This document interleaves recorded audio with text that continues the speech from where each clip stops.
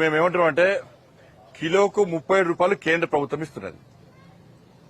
ప్రతి సంవత్సరము 20,000 కోట్ల రూపాయలు కేంద్ర ప్రభుత్వం ఈడ కొనుగోలు కాంచెలి బియ్యం సప్లై చేసేవారు కూడా ఖర్చు పెడుతున్నది. 20,000 రూపాయలు 2 పంటలు కలిపి. ఈసారి ఈ సంవత్సరమే ఇంకా యాసంగి రాలే 10,000 కోట్ల రూపాయలు ఖర్చు పెట్టినాం మేము. ప్రతి సంవత్సరము 20,000 కోట్ల రూపాయలు ఖర్చు పెడుతున్న విషయాన్ని స్పష్టం చేసిన ఆధారాలతో సహా స్పష్టం చేసిన. కిలోకు 37 రూపాయలు కేంద్ర ప్రభుత్వం ఖర్చు పెడుతున్నది. ఇవాళ వీళ్ళు కేవలం 10 రూపాయలు మాత్రమే ఖర్చు పెడుతున్నారు. మరి 37 రూపాయలు ఖర్చు పెట్టి పేద ప్రజలకు మోడీ బియ్యం, ఇలా కామన్ నానుడి అది గ్రామాలలో ఏ బియ్యం ఇస్తున్నారో మోడీ బియ్యం ఇస్తున్నారు అంటున్నారు. ఈ సన్న బియ్యం ఎప్పుడో ఇవ్వాలి? ఇన్ని రోజులు పైసలు దోసుకున్నారు వీళ్ళు. ఇలా ముఖ్యమంత్రి గారే రైస్ మిల్లర్స్ విషయంలో కానీ ఇతర విషయంలో కామెంట్ చేసిండు. మరి విచారణ జరుపుతలేరు. సివిల్ సప్లైస్ లో జరుగుతున్న అక్రమాల విషయంలో బీఆర్ఎస్ పాలన అక్రమాలు జరిగినాయి అంటున్నారు. మరి ఎందుకు విచారణ జరుపుతలేరు? దోషులను ఎందుకు శిక్షిస్తలేరు? ఒక మాటను వదిలేస్తే అయిపోతుందా?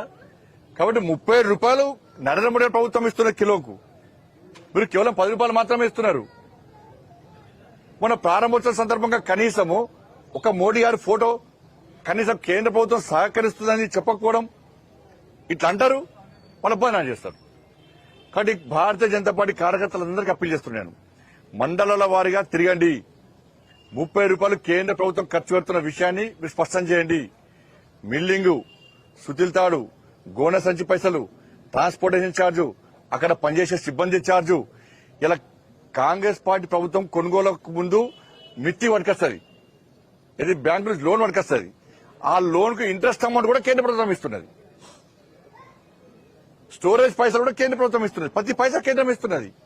మీరు చేసేదేంది? కాబట్టి ఇవి మోడీ బియ్యం ఆరాంసే తీసుకోండి, మోడీ గారిని ఆశీర్వదించండి.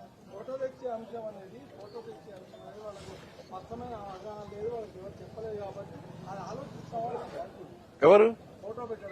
ఏ ఫోటో? వాళ్ళకు ఆలోచన లేదు, విజ్ఞత లేదు, విచక్షణ లేదు. 30 రూపాయలు ఇస్తున్న విషయం తెలియదు వాళ్ళకు.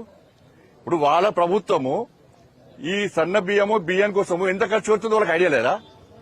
10 రూపాయలకు సన్న బియ్యం వస్తాయా? 10 రూపాయల కిలో సన్న బియ్యం వస్తాయా? వాళ్ళు క్లియర్ చెప్తున్నారు. ఉత్తమ్ కుమార్ రెడ్డి క్లియర్ చెప్పారు, మేము 10 రూపాయలు ఖర్చు పెడతాం అన్నారు. 10 రూపాయలకు సన్న బియ్యం వస్తాయా కిలోకు? ఇక్కడ ఏ దేశంలో వస్తాయి చెప్పండి. మరి 37 రూపాయలు కేంద్రం ఇస్తున్న విషయం వాళ్ళే చెప్తున్నారు. తెలియదు అంటే ఏం చేస్తుంది? దానికి తెలుసుకోవాలి. మంత్రులుగా ప్రజాప్రతినిధులు తెలుసుకోవాలి. అరే నిన్న సర్క్యులర్ వెబ్సైట్ చూస్తే క్లియర్ గా ఏ రాష్ట్రానికి ఎంత ఖర్చు అవుతున్నారో మొత్తం ఉంటది.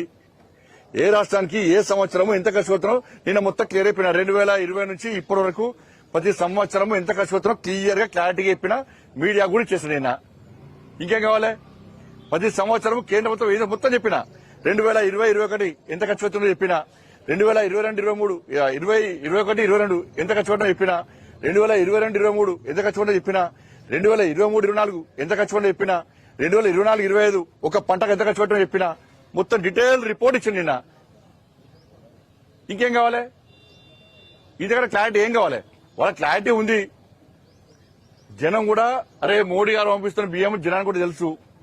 దాన్ని తప్పించుకోవడానికి పోయి భోజనాలు చేయడము, యాక్టింగ్ నటనలో జీవిస్తున్నారు వాళ్ళు.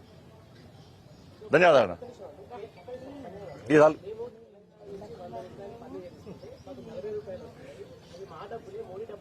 ఇప్పుడు హైదరాబాద్ కు, తెలంగాణ రాష్ట్రంలో హైదరాబాద్ పనులు ఎక్కువ వస్తాయి, ఆదాయం ఎక్కువ. ఆదిలాబాద్ వెనుకబడిన ప్రాంతము, ములుగు లాంటి ప్రజలు వెనుకబడిన ప్రాంతము. వారి పైసలు ఇస్తలేరా? హైదరాబాద్ ఏమనాలి?